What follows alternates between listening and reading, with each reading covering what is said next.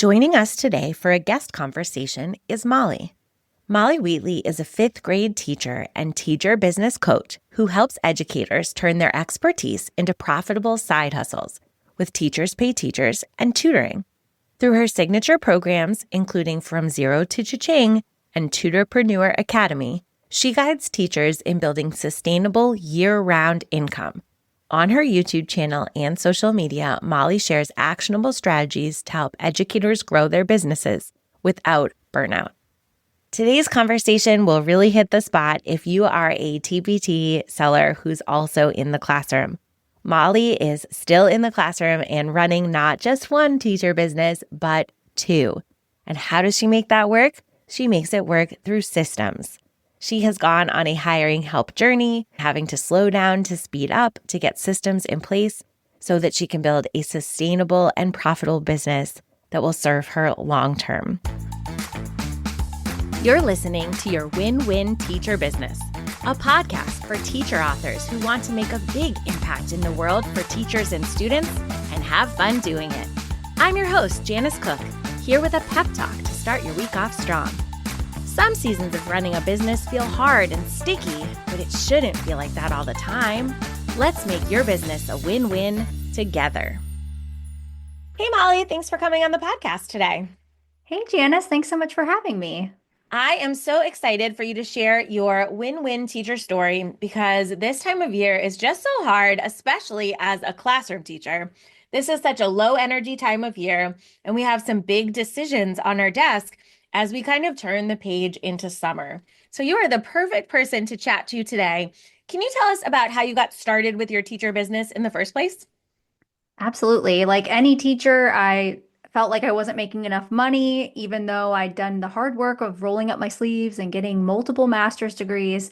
And it just felt like I couldn't do the little extra things that I always wanted to do without the stress. And funny enough, I even taught step aerobics at one point when I was a new teacher, and that was like $10 an hour. And I thought there's got to be something more than that. And so a little bit of burnout and wanting more really fueled that fire for me. In 2019, I decided, okay, I need to do something else in addition to teaching. So many of us sampled many other side hustles before we did one aligned to teaching. I think there's a point where you're like, no, at the end of a teaching day, I want to do something totally different. And so step aerobics makes sense. And then you're like, oh, I don't know. Maybe I can work smarter, not harder, and realign some of the things I've already done. So there's no right or wrong there, but it's pretty common for us to have explored the full menu. Exactly. So what was your first step when you started your teacher business? Well, like I mentioned, the burnout really started bad in my fifth year, which is pretty typical. I'm on year 11 now, so I've made it through that. But what happened to get it rolling was a former student reached out to me about tutoring, and it got my wheels turning. And I thought, maybe I could not only take this kid on, but what if I could do a couple more? And one turned into five, and that turned into an extra $1,000 a week, which is substantial for Mm, teachers. And then fast forward a couple years later, COVID hit and my business really blew up because people, as a mom, like your I kids weren't do. getting, they weren't getting what they needed. And I was teaching online, but it just wasn't the same. And so I was able to tutor in a capacity that I couldn't normally do during a regular school year because it just was different. And it blew up and I had more clients that I could even know what to do with. So that's kind of how it snowballed from there. COVID was such an interesting season for tutoring because families usually are really, really busy and kids have activities. But during COVID, everyone was wide open. It was pretty tough for kids to keep them engaged and enriched all 24 hours of the day during that time period. So it makes sense that tutoring saw a boom. And Yes. so tutoring led to some other things in your business. What naturally layer caked on next? So I was creating resources for tutoring clients because there was things that I just couldn't find or skills that I needed to brush up on myself. So I just found myself creating extra resources. I already did that in my own classroom. And so I started selling them on Teachers Pay Teachers as well. And that has been huge for my business because I'm able to marry those two things, tutoring and TPT. I don't know a lot of teacher side hustles that go so well together, but they just really do. And for me, it's been a great process of just incorporating things I already did in the classroom, into a business that makes pretty good money. Yeah, and you just give them a facelift so they make sense on the product listing page for the people who are looking for them. And then you probably start to align them a little bit so your store makes sense, but you're definitely not starting from scratch. Right. Yeah. Yeah, that works out really well. And so you had tutoring resources that could go on TPT, you had classroom resources that could go on TPT, and that's like two businesses right there. Oh, yeah. Yeah, it is. At times it's felt like a lot, but when you put systems in place, which you have been pivotal for that with me, then I have a system and a process, and it's so streamlined now that I have a way of solving that issue and it doesn't feel stressful anymore. Oh, that's what we love to hear because it can be a lot and it can be too much, which is okay too. Then we have to make decisions. But it's so interesting how one student getting curious and asking a question and shooting their shot can grow into multiple businesses for you. That's a win-win if I've ever heard one. Yes. So your business is humming along. You're still in the classroom, you said 11 years? Yes, this is my 11th year. I know I'm going into my 12th too, so I love it. yeah. 11, 12 years in the classroom, two businesses that you're spinning on plates. Was there ever a time where business did not feel like everyone was winning, like students, customers, and you as the boss? Absolutely. I kind of alluded to it. It's before I had the systems. The big change, I think, was just the Asana system you put into place for my business because I had team members that were working with me. And when I say that, I don't want people to think like a full-time person, just a virtual assistant, a YouTube editor, those kind of people working a handful of hours every week. But they were working in all different places. And so we were trying to communicate texting, DMing, email, and it just like it felt like we didn't have an office where we were all working together.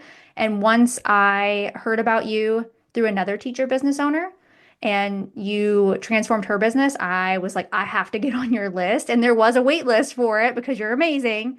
And once I did, it was like, okay, everybody's working in the same spot. I can pass things to somebody on their virtual desk. And if you don't know what I'm talking about, you have to work with Janice because she'll show you that. And that was the pivotal moment in my business of just getting a system.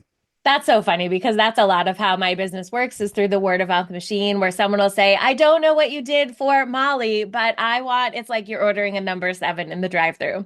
I'll just have one of whatever it was you did for Molly. I saw it. I want whatever just happened there, which is Right. totally fine. I'm happy to do it. I love that you described it as an office. I've never heard it described of that, but it's so true that when we work in an online business, that's what we wish we had. Just a conference table where we could all sit down and have a conversation, a desk that we could lay out papers at and look at something together. We're so used to in our classroom being able to fire up the smartboard and project something and have everyone look at it. And yeah, you do sometimes just wish you could have a common area where only business is taking place. And that's what your Asana workspace can be for you is an office. And so I think when you have just one team member, you're like, oh, I don't care if they text me. I don't care if they Marco Polo me. I don't care if they email. It's just one person. I can probably keep track of it all. But I think when you mentioned multiple team members, that's when the bells and the alarms went off for me. It's usually right after we go from one team member or freelancer to two that they probably had different preferences. One is an email person and one is a Slack person. And now all of a sudden you're running in circles all day, and that's not actually helping. No, it feels like chaos. She didn't do anything wrong, but like, what if we could make it feel better? Right. Yeah, completely. Yeah. And so I'm glad that you reached out and got some help in your business. That's the totally normal progression that people take. They run out of time, so they hire someone to help, but they don't have systems in place. So then it gets a little messy, and then they have to take a little step back and sort it out. Yeah, I was just helping a coaching client right before this with the exact same thing and just organizing a system for her because she has all these ideas that are literal post-it notes everywhere. Yeah. And she's fabulous, but she's like any of us. We forget things. We need them in one centralized place. And so that's what Asana did for me. Yeah, and literal post-it notes are so fascinating because if your best ideas are trapped on a post-it note or a notebook or the notes app on your phone, literally no one can help you because you Right. can't pass that idea to someone. It can't be on someone else's radar and they can't No. jump in and help you. A lot of times, our very best ideas are the ones that are buried the deepest.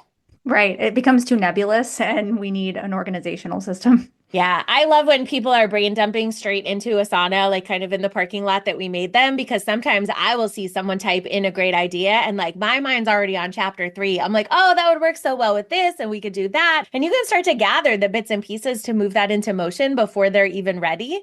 But if they write it on a post-it note and it just dies on their desk, it's so Hmm. sad because then nobody can help them with it and it might never see the light of day. And I definitely have post-it notes that I've put on my wall and then they stop being sticky and then they float down on the floor, you know. Yep, everywhere. But it's totally normal. At least they got the idea out of their head. But yeah, if we could get their post-it notes moved into a digital system, we love to see it. Yep. So, what does it feel like now that all of your team members have this free virtual office? How is that saving you time in your day as someone running so many different things? It saves me time because I know where to look for a message from my virtual assistant and I get a notification and you have it set up so that, weekends I don't have to be bothered with it if I don't want to. And it saves me time from checking email because we all know that we do that too often and it's just not a great use of our time. It saves me time when I'm working on a project because it's all in one place. When I'm working on a new TPT product, for example, I have a template created. And so I know that I need this, this, and this. And I've got hyperlinks to everything. And so it's one screen open instead of 100 tabs open on my computer. Those hyperlinks are so great too because they save us time when we're still the one doing the process. Sometimes we get things ready so that we're going to hire them out, but it's not time to hire it out. So in the meantime, at least I've made that task faster for myself. And if you ever do hire out, let's say after you've created that for yourself, then you have that standard operating procedure ready to go for a team member that you could just onboard so easily. Right. Or if you're offboarding someone, then you can take it back over for a while. Yeah, and it just becomes a task of sharing access. You don't have to reinvent the entire process. You're just adding their face to the top of the task or removing their access when they leave. And then Yep. you're like, thank you, past me. I am so glad I did that. Yes, exactly. I love that you mentioned email because I think we all have our own things we're guilty of in our email inboxes. I definitely spend less time in my email inbox now that I know all the important business is taking place in Asana. There's obviously still things rotting in my email inbox, but I don't have to get to those later in the day because I know that messages from team members who I might be the bottleneck for, they're in Asana. That's where the highest priority stuff is. And it gives me a place to focus without all the distractions from marketing noise and other people's agenda items that are probably chilling in my email inbox. Exactly. Email is just how many do you get a day? It's just insane. And so if I love that, you taught me that when you're sitting down to work, you pull up Asana first. You do not pull up your email first. Right. I'm not an inbox zero person in my email inbox, but I'm an inbox zero person in Asana. Right. So Right. it feels Me nice too. that like this is a place I can achieve inbox zero. I can read my inbox bottom to top, make sure everything is prioritized and on someone's desk and everyone got a comment back. And it makes me feel good when I have to pivot and go do something else. Me too. Does your Asana calendar help you keep track of how much of your day and your week you can kind of allot to each part of your business? Yes, because we've talked about that in great length as well. Not only when you helped me set that up, because you really got inside my business and just like could double as me, I think, if I needed you to. Like if you needed to moonlight for me, I feel like you could do it with ease. And that's because you took the time to get to know it. So yeah, the calendar is pivotal. We have all of launches mapped out, all the workshops that I'm doing. And I know for the summer, I'm going to be working from home, not doing summer school because I don't need Woohoo. to, don't want Yeah, to, don't need to. because And you I have know choices. I have choices. That's right. And so I know what I'm going to be working on because of that Asana calendar. I don't need to scratch my head and think, well, what am I going to do June 1st through the 7th? No, I know what I'm going to do. Yeah, and it's so crippling to walk in the office on June 1st with a million ideas and post-its and things that you could be doing. That's the first way to make you run and shut your laptop and bounce for the day. Oh, yeah. And I used to feel that way. So I understand if somebody listening feels that way. And I think that many TPTers can relate. You have more ideas than we'll ever be able to take action on. But we just have to lean into the data and be like, okay, but what's working really well? And I think when you're a classroom teacher, you get even savvier with your time. Some people work on the weekends, some people work after school, some people work before school. Where do you find your most valuable pockets for your business during the school year? Before school, I'm a weird morning person. I get up really early and my brain is just sharper in the morning. Yeah. So even in the summer, I'm going to get the bulk of it done before noon, and then I can clock out and do that with ease because I know that I had a plan and it's not just post-it notes flying all over my office. Well, yeah, and it's not, I can clock out for summer when I finished every single idea that's on my office wall. Like, that's never going to happen. It's like, these Right? are the two most important things that I'd like to get done. I'm going to do them when my brain is the sharpest so that they don't take any longer than they need to. And then I'm going to go enjoy my summer. Yeah, that's exactly what I do. So you Yeah. nailed it. And I think that one of your strengths as a business owner is that you do a really good job not running away from the data, but we really look at the data and sometimes it tells us what we want and sometimes it tells us what we don't want to hear. But you Yes. always look at it on a frequent, regular basis anyway. And I think that when you're following the breadcrumbs, clues from your customers, then you always come out ahead. I never knew what that meant in the initial stages of my business, that follow the data. And you've really Yeah. helped me with that. Janice does all of my data mining for my TPT store. And so every month I make marketing decisions based on the breadcrumbs that you have found. And it works. And the same goes with launching a workshop or a course. If something's selling really well, you have a breadcrumb. If it's not, you have one too. So that's been Yeah. pivotal for me. And we get to leave so many notes for future Molly so that the next April and the next March and the next February, when you sit down, you're not starting with zero because we don't have the brain capacity to be starting from zero ever. It's so silly. We have so many clues that we could be working off of. And you do such a good job between now and the next time that that product is predicted to be a big seller. You will roll up your sleeves and give it a facelift and make sure it has its best chance at converting. And then we release a little bit about the ones that aren't in that top 20%. We can't get to all of them. That's okay. Right. Yeah. What are you really excited about this summer as a teacher business owner?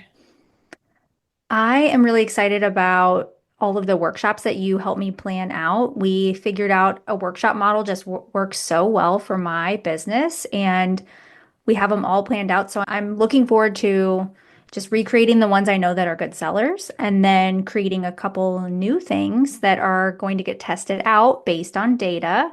So that's what I'm looking forward to is just having some time to really focus on those tasks. You are the pro at taking a signature product line and something that people are already loving and supporting them at a higher level using a workshop. What we do together is look at your 12-month calendar and try to figure out when do people need this to make sure that you go into launch mode at the right time when that workshop can be the most impactful. Yes, and just taking something that's doing well on TPT and repurposing it into something else. And you're right, like having it all planned out ahead of time with you has been a game changer.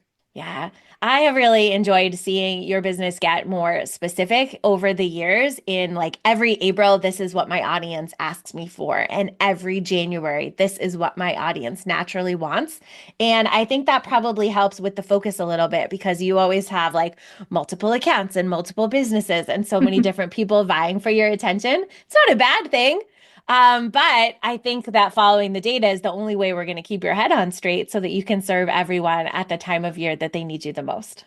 Yes, I wouldn't recommend having more than one account. Just focus on one thing. But if you are where I am, then I totally get it. No, but I understand why you've split up your accounts the way you are. And there is crossover. I don't know if there's a right or a wrong way to do that. But just like when you got started, you are one person who they knew as a teacher in the classroom who also could tutor, who also could put resources online. So some of us are just multi-passionate entrepreneurs. And whether we zip that into one account or many accounts, I don't think there's any wrong way to do it. Right. Well, I am really excited for people to hear about a positive way to be multi-passionate and have multiple things going on. In terms of diversification, have there been any things that you've tried out and then just decided that you're not going to continue doing them? I'm not very passionate about doing a lot of Zoom calls with people. Although I am extroverted at work and I can do that all day, I have a limit to it actually. So I found a way to do coaching with people through Voxer. So that is definitely something that has helped because I'm sure if you're a teacher and you're listening and you can relate to that, you have a battery life to your Mhm. onness. And so that's something I've definitely learned. And I can absolutely relate to that. I come from a background in the performing arts, and I've just spent hundreds of hours on stage being on under the spotlight. And I'm just at a season of life where, oh my goodness, I just want to be off camera for a little bit. That's definitely me. I don't know why it's so exhausting. It just is. I think that we always have those decisions. It's like, could you do more in person this? Maybe. Could I do more face to camera that? I guess. But we get to pick and choose how we spend our time. And as long as we're being mindful to make sure it's getting us in the right direction, then I think it's always a win. Yep, I agree. If people want to connect with you to hear more about tutoring, to see what you're up to learn more about what you're up to in your TPT business, where are the best places for people to find you?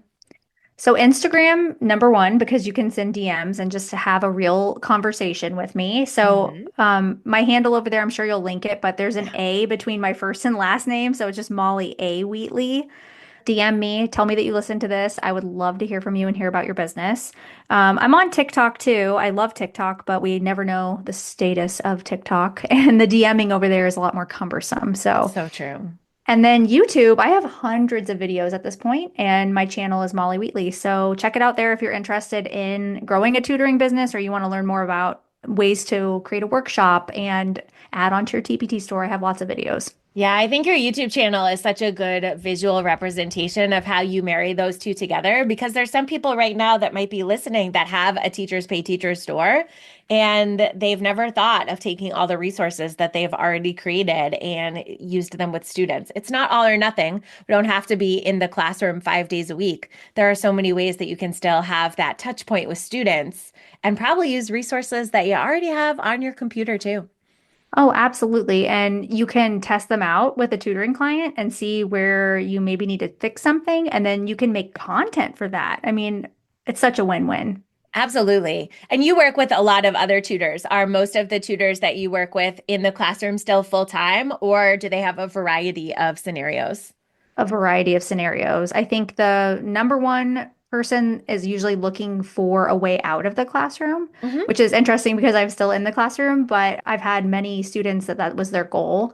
But people like me too that just want extra money and they don't really know how to get started.